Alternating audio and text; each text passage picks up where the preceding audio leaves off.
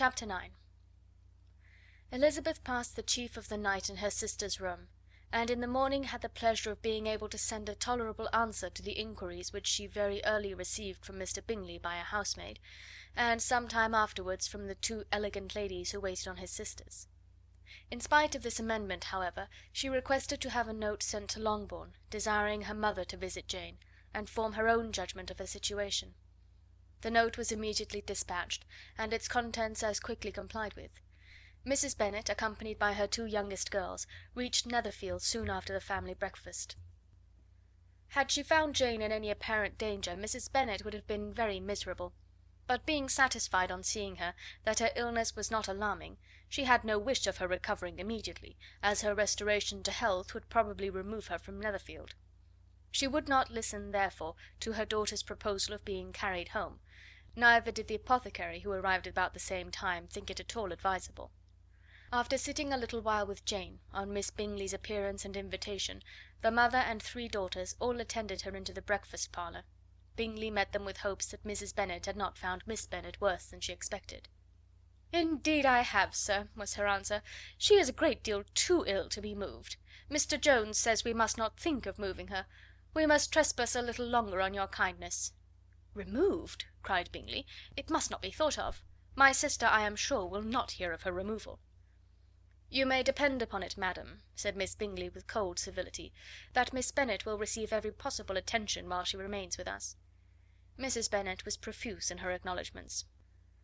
"I am sure," she added, "if it was not for such good friends, I do not know what would become of her, for she is very ill indeed, and suffers a vast deal, though with the greatest patience in the world, which is always the way with her, for she has, without exception, the sweetest temper I have ever met with. I often tell my other girls that they are nothing to her. You have a sweet room here, Mr. Bingley, and a charming prospect over the gravel walk. I do not know a place in the country that is equal to Netherfield. You will not think of quitting it in a hurry, I hope, though you have but a short lease." "Whatever I do is done in a hurry," replied he, "and therefore, if I should resolve to quit Netherfield, I should probably be off in 5 minutes. At present, however, I consider myself as quite fixed here." "That is exactly what I should have supposed of you," said Elizabeth. "You begin to comprehend me, do you?" cried he, turning towards her. "Oh, yes, I understand you perfectly."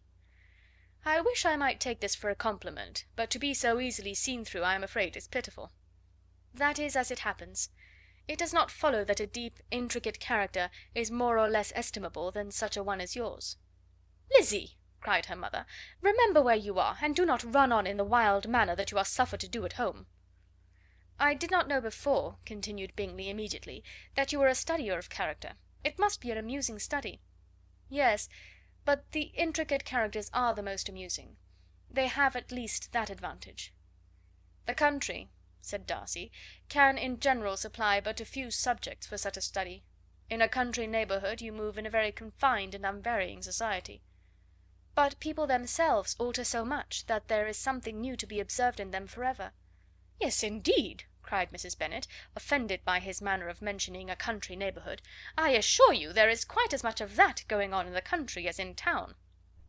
Everybody was surprised, and Darcy, after looking at her for a moment, turned silently away. Mrs. Bennet, who fancied she had gained a complete victory over him, continued her triumph. "I cannot see that London has any great advantage over the country, for my part, except the shops and public places. The country is a vast deal pleasanter, is it not, Mr. Bingley?" "When I am in the country," he replied, "I never wish to leave it, and when I am in town it is pretty much the same. They have each their advantages, and I can be equally happy in either." "Ay, that is because you have the right disposition, but that gentleman," looking at Darcy, "seemed to think the country was nothing at all." "Indeed, mamma, you are mistaken," said Elizabeth, blushing for her mother. "You quite mistook Mr. Darcy. He only meant that there was not such a variety of people to be met with in the country as in the town, which you must acknowledge to be true." "Certainly, my dear, nobody said there were; but as to not meeting with many people in this neighbourhood, I believe there are few neighbourhoods larger. I know we dine with 24 families." Nothing but concern for Elizabeth could enable Bingley to keep his countenance. His sister was less delicate, and directed her eyes towards Mr. Darcy with a very expressive smile. Elizabeth, for the sake of saying something that might turn her mother's thoughts, now asked her if Charlotte Lucas had been at Longbourn since her coming away. "Yes, she called yesterday with her father. What an agreeable man Sir William is, Mr. Bingley, is not he? So much the man of fashion, so genteel and easy. He had always something good to say to everybody. That is my idea of good breeding. And those persons who fancy themselves very important, and never open their mouths, quite mistake the matter." "Did Charlotte dine with you?" "No, she would go home. I fancy she was wanted about the mince pies. For my part, Mr. Bingley, I always keep servants that can do their own work. My daughters are brought up very differently, but everybody is to judge for themselves, and the Lucases are a very good sort of girls, I assure you. It is a pity they are not handsome. Not that I think Charlotte so very plain, but then she is our particular friend." "She seems a very pleasant young woman." "Oh dear, yes. But you must own she is very plain. Lady Lucas herself has often said so, and envied me Jane's beauty. I do not like to boast of my own child, but to be sure Jane, one does not often see anybody better looking."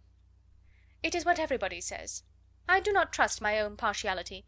When she was only 15 there was a man at my brother Gardiner's in town so much in love with her that my sister-in-law was sure he would make her an offer before we came away.